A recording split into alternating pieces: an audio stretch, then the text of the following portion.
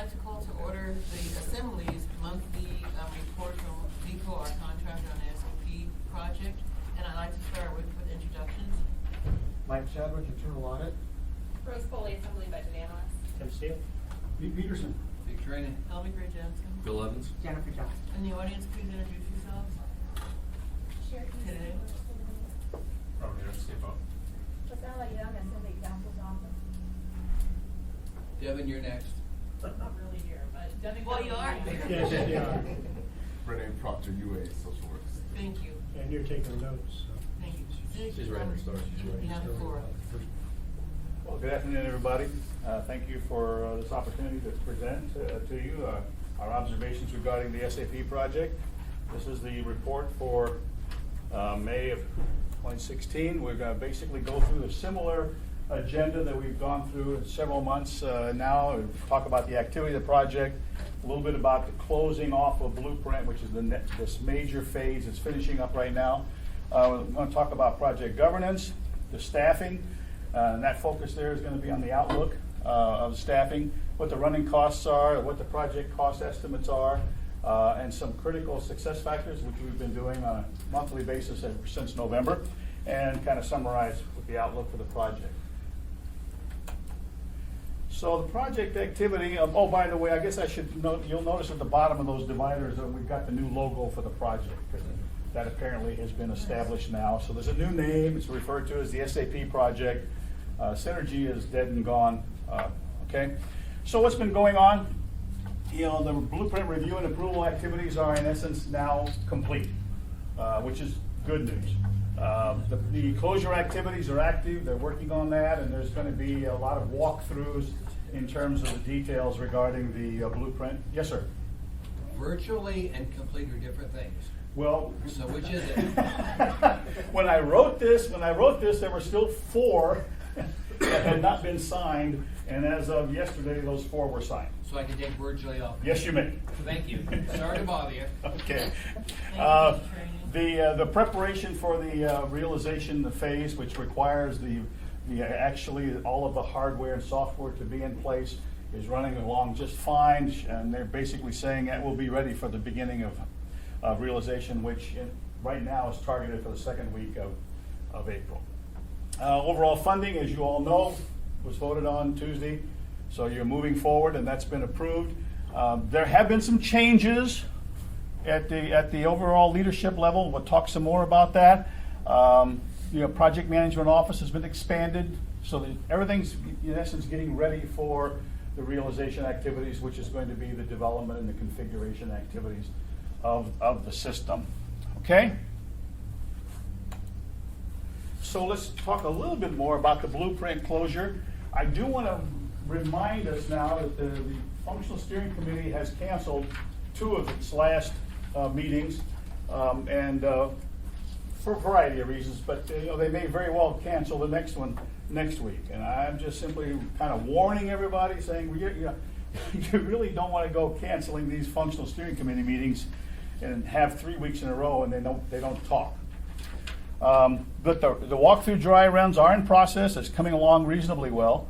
There are some hiccups, which are some of these design issues are starting to bubble up, and people are starting to say, what about? And if you'll know, I continually say we've got to be very careful we don't open Pandora's box. Don't start second guessing ourselves, and don't start looking at things from X years ago. And some of that is happening right now, but I think it's going to be handled.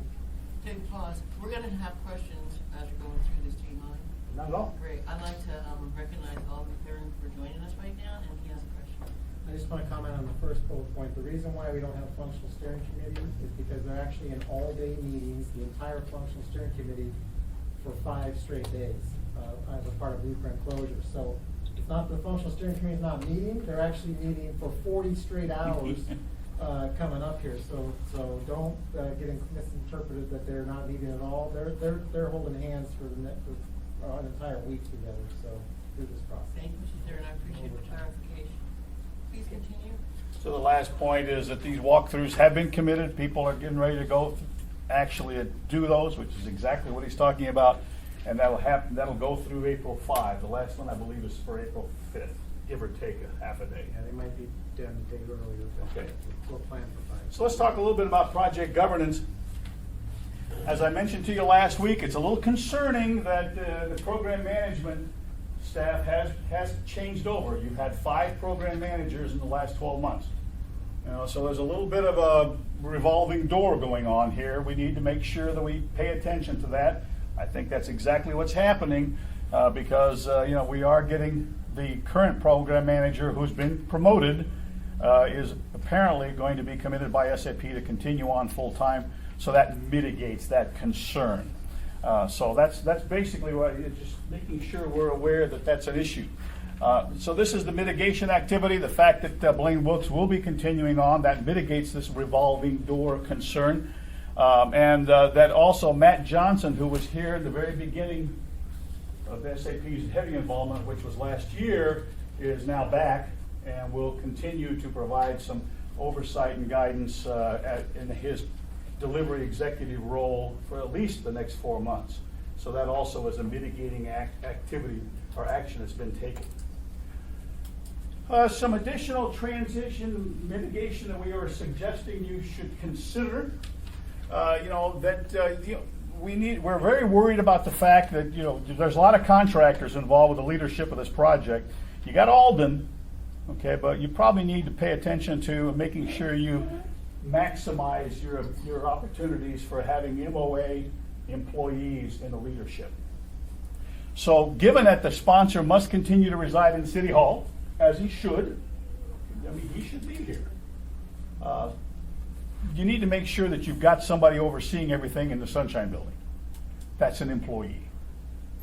Now, you currently have a person who sort of has been designated for the last 6 or 8 months, 6 months, I think, as the deputy program manager. I just think you need to recognize that is that individual, and you should probably promulgate that so that they focus in on being responsible for the Sunshine activities and the people that are there on a day-to-day basis. But they should also have implementation responsibilities, okay, in addition to the administration of the PMO. These are things that can happen and should happen in the Sunshine Building where all the people are, okay? But by the same token, should continue to report directly to the program sponsor. They should report to Alden and should be designated formally as the deputy program sponsor. So what that does to the organization, this part of the organization is basically as is. I mean, that's what's going on. You've got a series of senior managers that are reporting to the program manager, but notice that I put an S on the end. You now have 2 program managers that are teaming up in that role. Okay? That's what's happening here. Here's the deputy program sponsor. We're saying not only should that person have PMO administration duties, but also focus in on open text and focus in on the business objects and business warehouse implementation, those are all kind of sitting aside to the project. And we've got to recognize that what you guys approved Tuesday night was all of this stuff from SAP. And that is being addressed, and all the staffing from an MOA perspective and SAP perspective is pretty well laid out. What isn't there is you've got PMO administration, open text, and business objects and business warehouse are kind of short of staffing because those folks are running near the end of their contracts. So that needs to be worked. Okay, needs to be worked. And definitely, I mean, the open text is all the scanning. That's your document management. And we went through those conversations over the last few months about what scope is in here and so forth. Same thing with the reporting, which is the business warehouse and business objects being the product that generates the reports. Okay? Thank you. Mr. Stern? If I could just make one comment about open text. A part of the open text process was voted on Tuesday night. Since more than half of you were here, I thought I'd bring this to your attention. I held back on the actual licenses to be able to do it until we saw whether or not it was going to be approved. So in the near future, probably in April, will be a request that will have to go through. That'll be for the open text license portion of that. So I didn't want you to get there and go, I thought we approved everything for open text in the last time. I didn't do the license piece until I found out that you were okay with the open text concept, which was approved on Tuesday. So it's kind of an advance. You'll see it in the future. But for the actual 100 licenses to be able to use the system, I wanted to wait until you were okay with that concept. So Thank you. that's something that'll be coming up here Thank you, shortly. Mr. Durham. Mr. Training? What's the cost on 100 licenses? Somewhere between 230 and 250. I don't have the exact, I think it's 236, 850 or something like that. I just want to know because we're going to have some pushback from some members. There won't be a request for additional money on top of what we approved. We have it within the current 49, but I didn't want to. So no additional money there. That's correct, but I didn't want, like I said, I didn't want to Thank you. get the cart before the horse. Thank you, Mr. Attorney. Thank you, Mr. Durham. Mr. Taylor? Is that holding anything up? No. The main part about blueprinting and configuring and everything, that was all built in the thing that was voted on Tuesday. But the user licenses for the system, which we would need downstream, I thought I'd bring separate. Thank you, Mr. Steele. Ms. Johnson? Is this suggested project structure, is that how you visualize it also? This is the first time that I'm seeing this, and it's all a complete shock to me, or I've not seen this before, so, and Zig can verify that. So- We have not discussed this. Okay, so this is just, and then, and realizing that you go between here and. I spend most of my time at Sunshine, so that's just, all the staff is over there, so I spend a few hours over here, meetings and that kind of stuff, but in essence, I'm over at Sunshine almost 100% of the time. Okay, thank you. Thank you, Ms. Johnson. So the bottom line is we approved the funding on Tuesday at both levels. And the only thing that's gonna be coming before us in keeping with Title VII is contract approvals. Please continue. Let's talk a little bit about staffing. SAP generated, initially in February, they generated their estimates for what they thought MOA staffing should be as part of this project going forward. As you know, there's been concern about MOA being able to provide appropriate levels of staffing. In the past, they certainly did not, and so going forward, it becomes a concern without a doubt. So there have been some adjustments to their estimates. So what you see here, the blue is the SAP level of FTEs, full-time equivalents, as planned by month until the end. And then there have been some adjustments to that. Basically, there was, most people, and I think would agree, that there seemed to be an excessive amount of OCM, organization change management resources, so that was pulled. Also, there was a presumption on the part of the SAP that the business process owners would be part of the official staffing model, and basically that was pulled because those are the folks that are sitting in the functional steering committee meetings, and it's really it's management time. And so that was pulled, which reduced these numbers overall.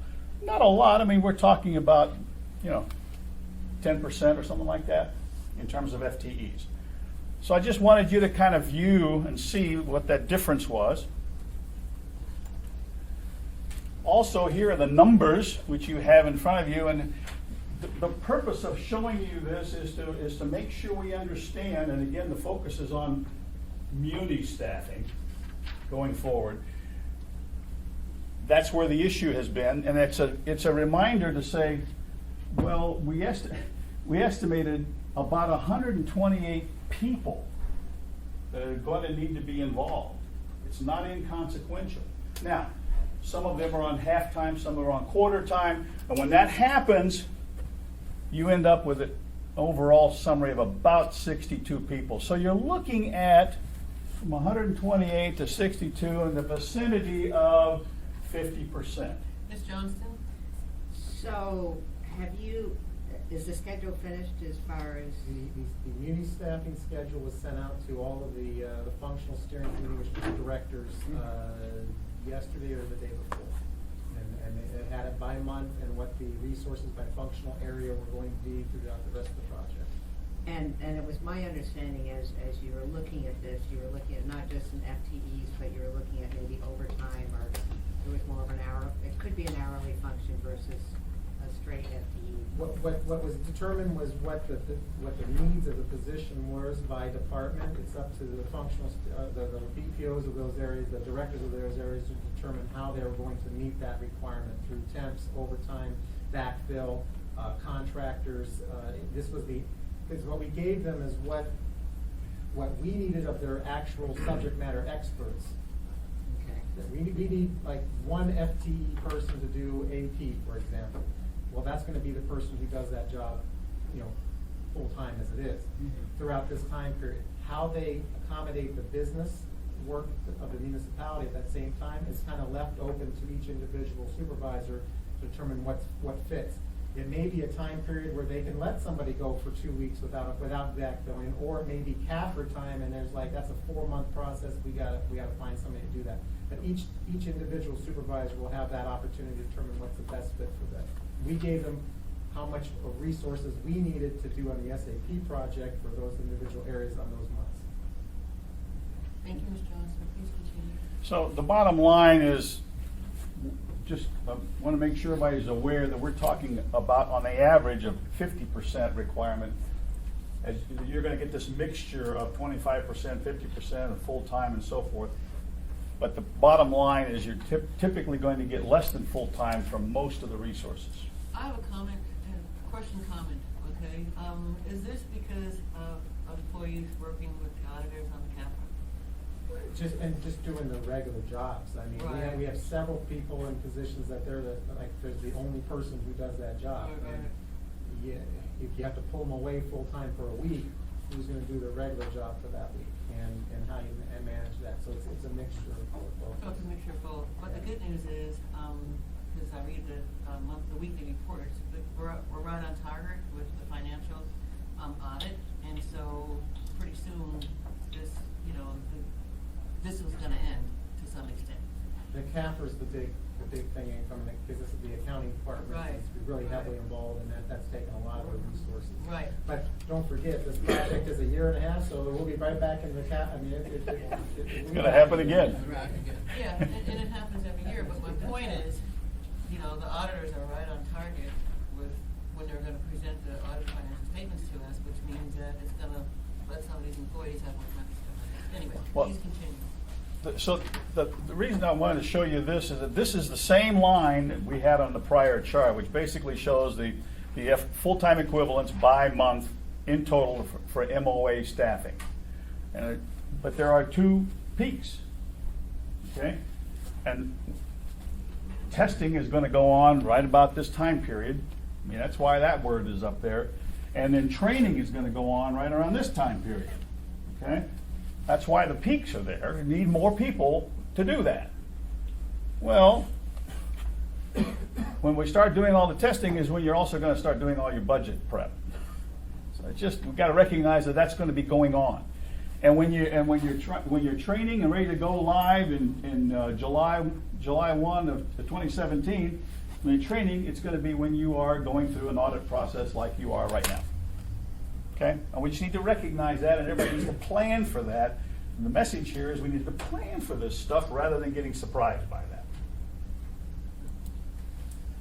So, same chart. Ms. Johnston? Yeah. I was gonna say, the good news is it's kind of border, because the budget process for the administration is more July and August, September, and then for the half of your January, February, March, April, so you're Spread out a little bit. If you can plan on it, I mean, it still is ripe for delay, Sure. but at least it's not as if it's ending right in the middle of it. Well, and the good thing is that we've got the information now. We've got the plan. We've got the staffing plan. We've got the information that says this is when we're going to need folks. And as Alden said, you got to work it now. Okay, and the various business process owners need to work it. Want to highlight a couple though that I think are, you know, kind of get buried in the overall averages unless you do highlight them. The blue line at the top, that's the total. We've seen this. That's the same graph. OCM is the brown one, and we just need to recognize that OCM, when this peak is going to be during the training period, yes, this says it's 20 FTEs. It's going to be more like 50 to 60 people. Okay? When you get in that involvement at that point in time. When you look at the technology group, which is right here, this sort of gray line, the thing that's important to recognize is it happens right away. So there's a need for 7 IT people right away. And I don't know if IT has them. Okay? Well, thank you. And Alden, so does IT have them? I believe at this point that they do not have them. I believe that they are anticipating trying to figure out how to meet those particular resources. Now, it doesn't have to necessarily be a muni person. It could be a contractor coming in to be able to do that.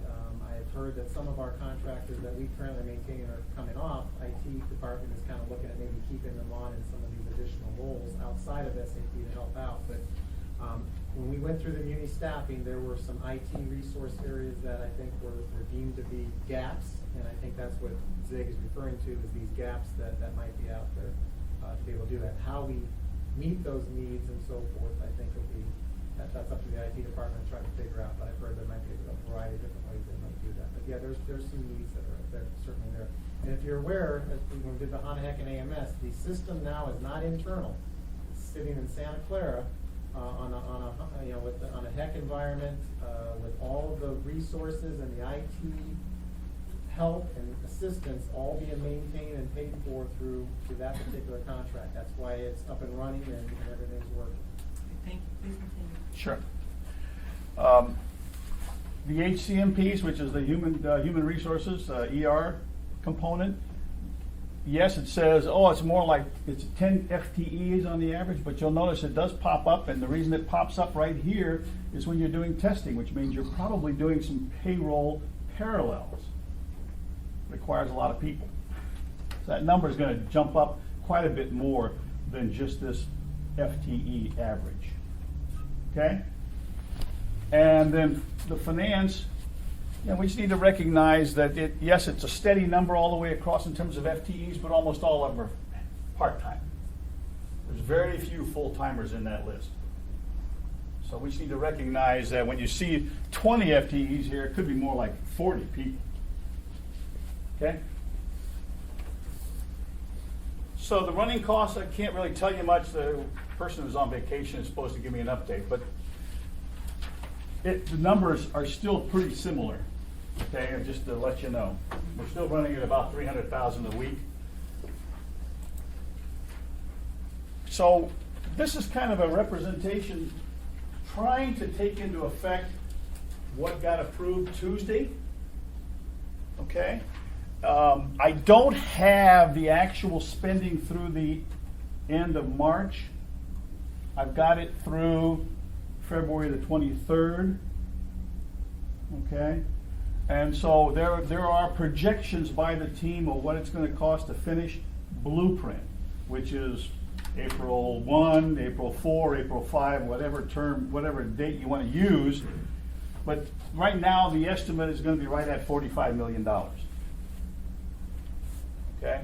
The estimate of spending is going to be right at $45 million. Then you've got the funding that you approved. All right? But there are some additional line items that we have included based on the presentation that was made to you by the administration 2 weeks ago. Okay? So those line items have been included in here, so that's why it doesn't match the number that you guys have in your ordinance.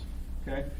The administration said in that presentation to you is $4 million for MOA staff. Okay? There was a contingency line of $22.4 million. That was not specified in your vote or your document, your ordinance on Tuesday, I don't believe. So that's why I put it in other. Coming down to really what's left is about $24 million for a total of $69 million, round numbers, at the end, at the conclusion. It's got some estimates in there. Now, did a sanity check. Well, I don't see my sanity check, but I did a sanity check. And I multiplied 300,000 times 55 weeks. Okay? And the 300,000 is the contract charges for contract labor and expenses. That's what you're running. It's give or take 300,000 a week. 55 weeks is the plan. All those charts that we just saw up there run for 55 weeks. Okay? So I did the sanity check, multiplied that out. I come up with $16.5 million. I mean, the sanity check works. Okay? There are some anomalies. cannot understand why MOA charges have not changed very much at all in the last 4 months. They've been working on the project. I don't know why. It seems odd, okay? Just, you know, and I think you're aware, what you've expended so far, the estimate is right around 45 million. You've got, basically, you had approved 49. So there's that extra 5 million has been sitting there that's been being utilized for a variety of things like paying for SAP in the last month, that type of thing. So that's sitting there. Don't know why we haven't thought about estimating any additional changes in hardware and software. You know, if they are, they're not going to be big, but there's nothing there in terms of the projection. Okay, and we know about the contingency thing. So those are the anomalies I just wanted to bring to your attention. Oh, here's the sanity check. I'm sorry, I did it on this page. So 16.5. Okay, we've been talking about critical success factors. This is a listing of the critical success factors that we have discussed since November. Since November, so there's 9 of them. How are we doing? There's some good things. There are some good things. We have established a change champion, okay? We basically have arranged for SAP to be on the hook for basically the project, which is a good thing. We've improved our communications because we've gotten SharePoint and a variety of other tools are working. That's a good thing. You know, there was some conversation early on about, gee, let's cut some of the scope so we can reduce our cost. I think we got through that. And so we haven't really reduced our scope. In fact, there's been some slight additions, which is, again, okay. And we just reminded everybody, don't make modifications to the software, whatever you do. So, some good news. Some things that haven't occurred. Well, here we go. So not so good. I mentioned to you earlier, some design questions have started to bubble up again. Need to be careful and not let that happen to us.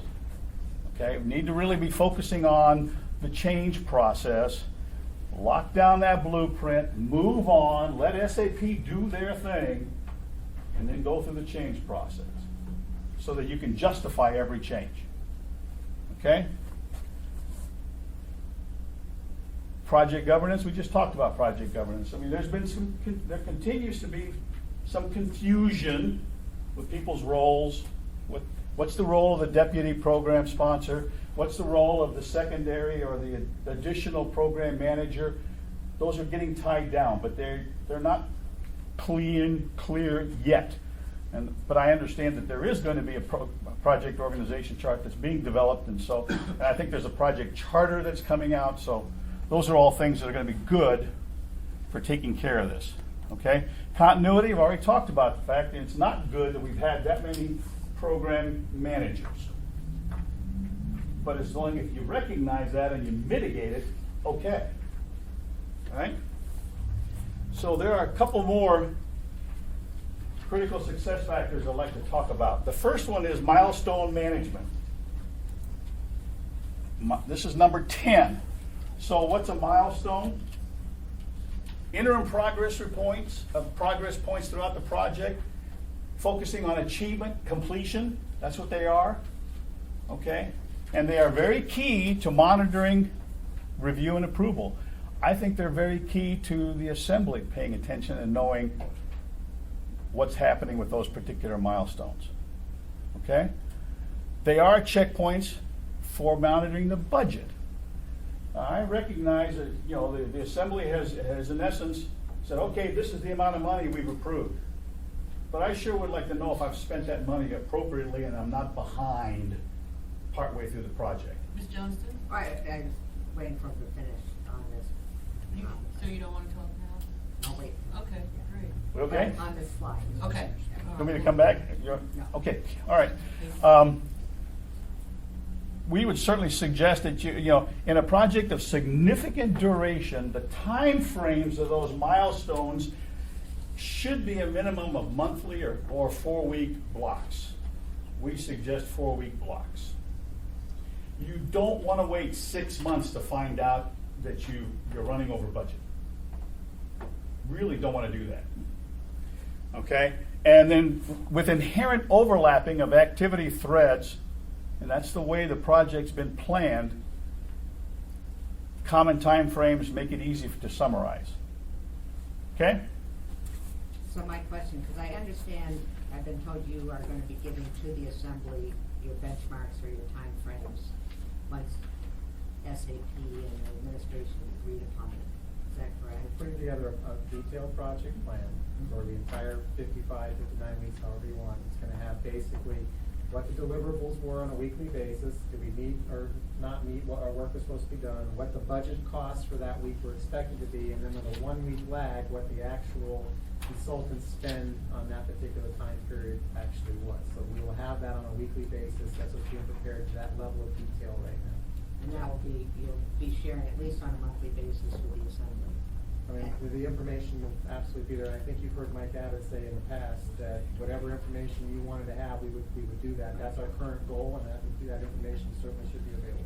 And that's all part of also your incentive program with SAP as far as meeting timelines. Yeah, I mean, obviously, we have two things in there. One is the incentive if they're able to finish early or faster on that timeline, and there's an opportunity, and that we'll be able to track how well they're doing on that.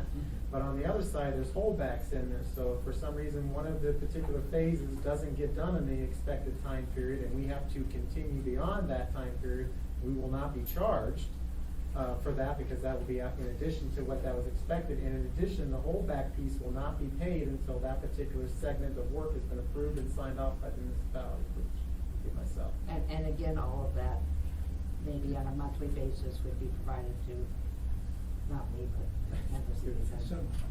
If the information will be available. Thank you, Ms. Johnson. I have a comment, okay? And you can, even though you're not gonna be in assembly, you can, public meetings, you can join us. But keep in mind, everybody, there are 2 avenues for updates. And the first one is the Assembly's SAP committee, where the administration gives us an update monthly. And the second monthly update is from our contractor, which is the meeting that we're at right now. But really, if you wanna come and hang out with us, we'll be happy to have As you. much as I almost had senioritis today, so. You know what, Ms. you know what, Johnson, please- Janice, we can call it Friends of SAP. Really don't get happy there. Friends of SAP. Okay, folks, please continue. Sure. So what you see here, this is all the months that cover the 55 weeks, plus an additional one stuck out at the end there, okay? Some on our sheets, we've moved it to April since. Yeah, the document that I have is the February estimates that SAP put together. So it starts in March, and obviously that's not true anymore. But this is the way they think, this is the way they organize the work. All right, and these are what I refer to as the threads. What do they call them? Work streams? Work streams. Thank you, work streams. So SAP calls these work streams, I call them threads through the project. But they're parallel. And they have, beginning and end, which are all important things when you start talking about how do you manage a project. You gotta have a beginning, you gotta have an end. It's what makes it a project. The concern, of course, immediately becomes, wait a minute, open text installation and configuration, 6 months. That's the timeline, okay? Data conversion and legacy system conversion, 13 months. That's the timeline. Integration, test, and execution. This is the testing piece, right? 7 months. And detailed design and configuration, that's the beginning of realization, is 7 months, okay? Well, you sure don't want to sit there and monitor and check and pay attention to 7 months, nor do you want to see something that says I'm 50% done of 7 months. Doesn't fly. Now, I think we just heard they're going down the path of giving you budgets by week, by month, and so on, which is good. Absolutely, it's good, and you should be asking for that, and you should be then monitoring that and having the team tell you how are we doing against that over much more controllable numbers, okay? So there are some suggested checkpoints that we've got here that are a much shorter duration than what you just saw. Now, these are suggestions. You know. The team is going to come up with their own, but I would presume they're going to be somewhat similar to this. But I think the focus needs to be from your perspective on, does that milestone represent some kind of a completion that's meaningful to the Muni? Okay? You know, completion of functional specs is pretty meaningful. I mean, it's kind of like saying this blueprint thing is done. Okay, functional specs. But we got to recognize what is included in there, and what's included in there are all these wonderful RICEF items that we've talked about off and on, I don't know how many times. That's what the functional specs are going to be working on, and these 188 financial ones and 171 human capital ones. It's going to be the same kind of thing. You're going to sit there and say, how many of them are done? You got 150? Okay, that's what I want to know. You don't want to wait until the end and say, oh, I got 188. Or I'm only 50% done with all 90 of them that I've done so far. You know, I mean, that kind of, it's completions. And we talked about this several times. Completions are the whole thing here. What's finished? Okay? You know, configuration, you know, do it in 4-week blocks. If you're going to do it by process, I think there's about 20 processes, major processes. So you get the same thing. If I've got 20 processes, am I finished with the first one? Good. I'm 1/20th done. Integration testing, probably by process again. Same kind of thing. And by the way, integration testing is where things started falling apart a year and a half, 2 years ago. That's where it started falling apart. Couldn't quite finish. Kept doing one more test, one more test, one more test. Okay?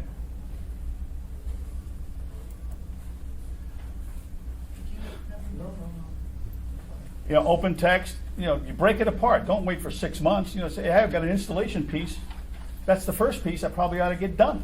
Then I've got the configuration and the implementation of open text. Complete the change impact rollout. If you look at their work stream for organization change management, it lasts for the entire duration of the project. I don't think so. A little earlier in the project, there ought to be a rollout of the change impact. That's one of their activities. Training course. You don't just say training. They've got to develop material.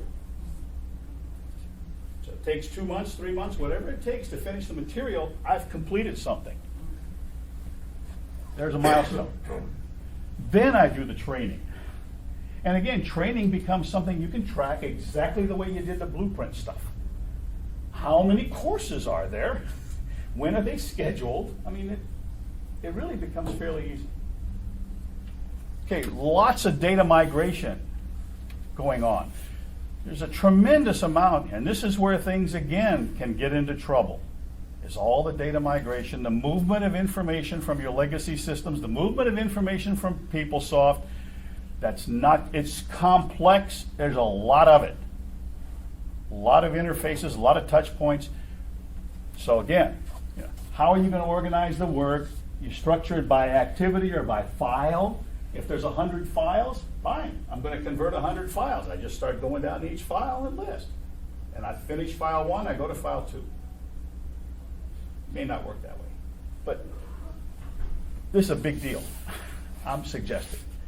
And rather than seeing some big long bar that says 6 months to do my conversion or 12 months to do my conversion, I want to see pieces. I want to see pieces in 4-week blocks. In other words, if you're getting monthly reports, then that's what you should be seeing. Okay? So there should be budgets for all of those milestones. And I think Alden is saying that's exactly where they're going. That's good. Okay? So critical success factor number 11, this is a reminder, and the reason I'm bringing this up is because you're actually getting close to where you need to start thinking about planning for what happens after the project. And you're sitting there thinking, wait a minute, that's 55 weeks away. Well, first of all, we need to recognize, and this is a commonly generally accepted position by most organizations when it comes to implementing ERP. And you're implementing ERP, it's what you're doing. The focus is always on, oh, let's just go live. Let's just go live. We're finished when we go live.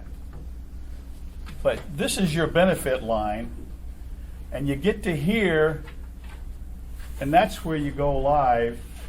The rest of your benefits are sitting out here, and you don't get them unless you start focusing on what happens afterward. What happens afterward? That's all about help desk, hand-holding, additional training, additional change management, fixing things that don't work, adding reports. That's where it's all about getting people to buy in and use the system. It's also where you add things that you didn't put in the first place. The best example for us is the budget module. It's not in scope. It's in phase 2. Well, that's up here.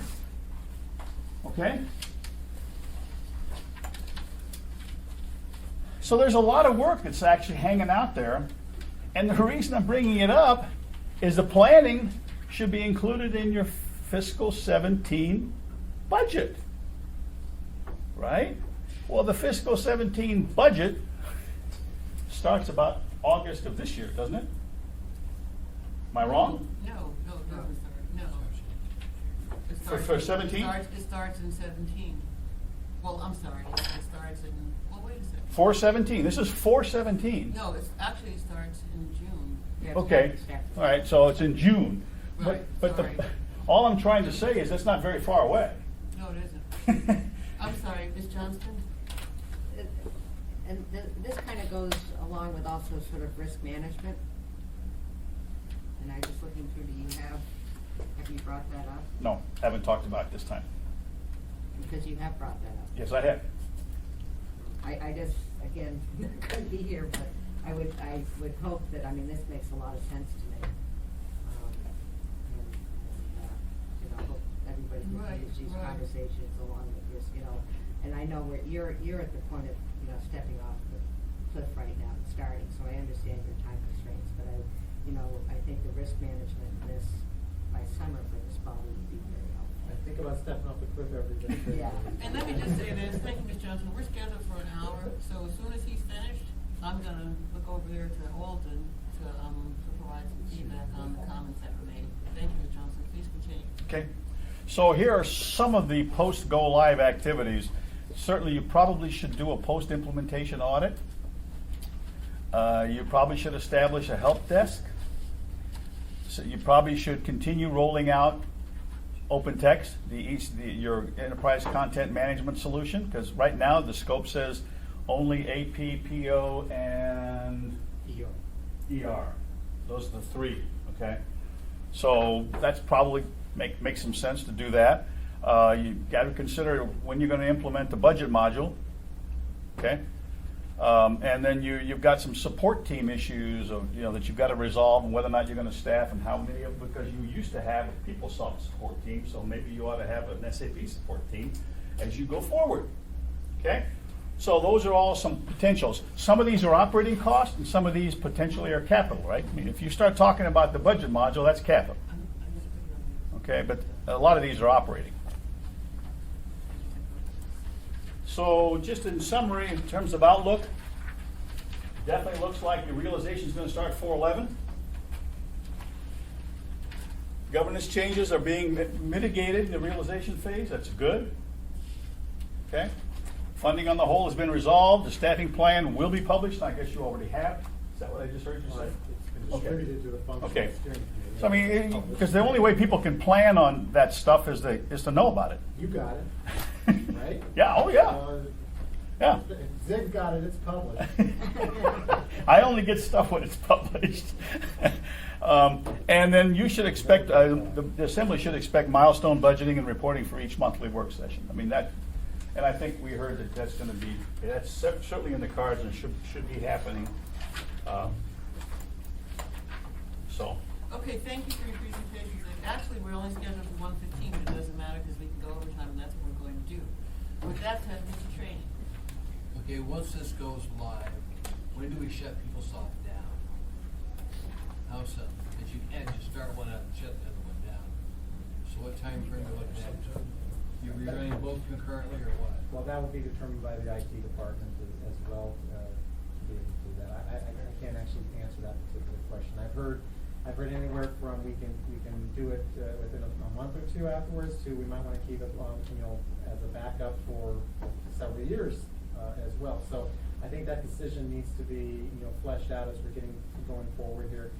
It'll have some impact on how well we do on data reporting and how much access we might need to some of that old data and how long we want to have be able to get to that and be able to do it.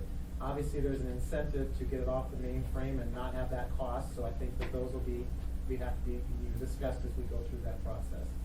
The same thing will be at Kronos as well.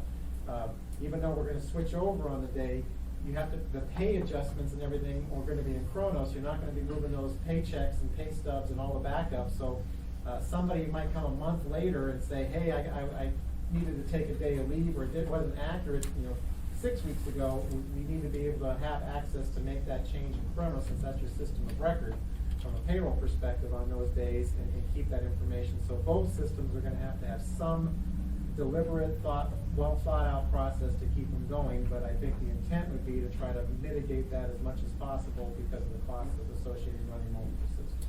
I'll be asking you as we go through this, the cost of having both systems running, so just as you're thinking about that, I'll be asking the question. Thank you, Mr. Training. Mr. Steele? Yeah, it's a huge cost if you shut it down prematurely and then realize you need it, have to go back and restart and check stuff and find solutions to whatever it is you're looking for. So, whatever reason. Thank you, Mr. Steele. Any other questions from the assembly members? Okay, Mr. Theron, here's your opportunity to provide some feedback on the presentation. Okay, just a couple more items. I mentioned the OCM, or not the OCM, the ECM licenses. That's going to be something that's a contractual thing coming forward. Additionally, CABA, which is the time management system. We're currently in negotiations for the clocks software. You mentioned there wasn't any boxes in some of those areas for software and hardware. Well, we're but no additional, same thing, no additional funding, just the contract being coming forward. In addition to that, we currently have an ITD out for the local resources. The funding was there. We've made a comment that we had OCM, local resources and so forth. So that is currently out for bid right now. So after that process, we have to, whoever the winning bidder is, because we're talking $800,000-900,000 total. That will have to be another thing that's coming forward to handle the training portion and the communication lead and all those kind of things. So I wanted to let you know that those types of contractual things, but funding for those have already been dealt with. It's just who the winning ones are, and that kind of stuff will be coming forward. I think the level of detail that we've talked about, we're certainly looking to provide that. As you heard about the PMO changes, our PMO is still here. She's full-time. We will only be paying for her quarter time. So I think that's a good thing.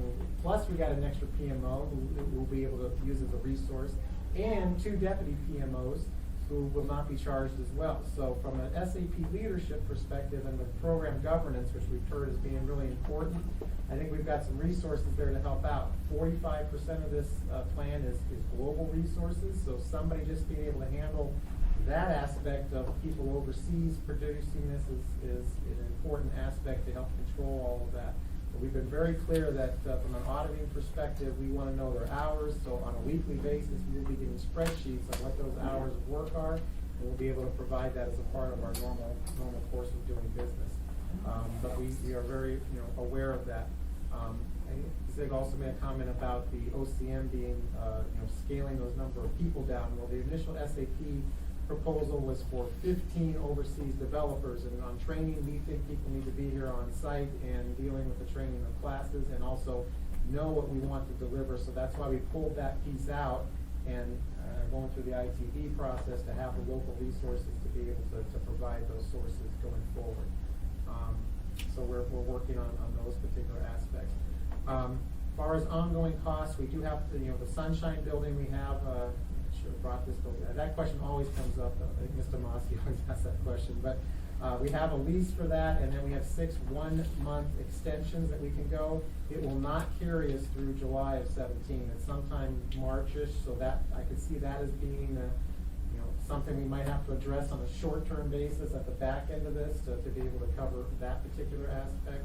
And as I mentioned, the system is currently being housed off-site and is a part of the operating budgets and first quarter budget revisions and so forth. It is very expensive. If we are able, from a future planning standpoint, to either purchase the hardware or have the IT resources here, we always look at probably bringing it back internally as a first option. I think we're also looking at, does GCI have the capability of hosting it here locally with their hardware, where we might be able to, but the hardware is millions of dollars to host this kind of a system. But as far as planning and looking for the future, I think those are all important, but where we host the system is currently probably the most expensive version of that, but it was the zero risk and make sure the project stays on course. But we need to be looking forward to that particular aspect, and certainly the go-live support of the system after we turn it on. That is not, we haven't spent a whole lot of time discussing that and looking for that, and that would be something we'd have to take into consideration. So just some of the comments I think I would have on some of the points that Mr. Burgess brought. Thank you, Mr. Thayer. Mr. Trainee? With CAVA, are we anticipating any additional hardware or software costs, right? Well, we have to buy all brand new clocks, so I consider that hardware. So you're throwing the old clocks away, what are we doing with the old clock? The Chronos clock. anchors someplace in I don't know. We will look to see what we need to do with the Chronos clocks, but we will not be using the Chronos clocks, the 20 that are currently in use at this point. We will have new Kava clocks. Where the current 20 are located, we will have a Kava clock there. But in addition to that, as we've mentioned before, utilities are coming online, so with having to clock in and out, they do not have clocks currently, so we have to purchase clocks for them and install them in advance of go live. So that's hardware. There might be a server to house all of that particular thing from a hardware perspective, and then absolutely there is a software installation portion of this proposal that will be coming forward. So the proposal will be software licenses, actual installation, as well as the clocks and that go along with that. Who made the policy decision to go forward with the clocks? Was that made by the Assembly? The time management decision was made by the Executive Steering Committee to remove or Not by the Assembly. That's correct. To eliminate Chronos and move to the Kava because of the benefits that go along with that. Thank you. Thank you, Mr. Trainee. Any other questions? All right, thank you, Zig. Thank you.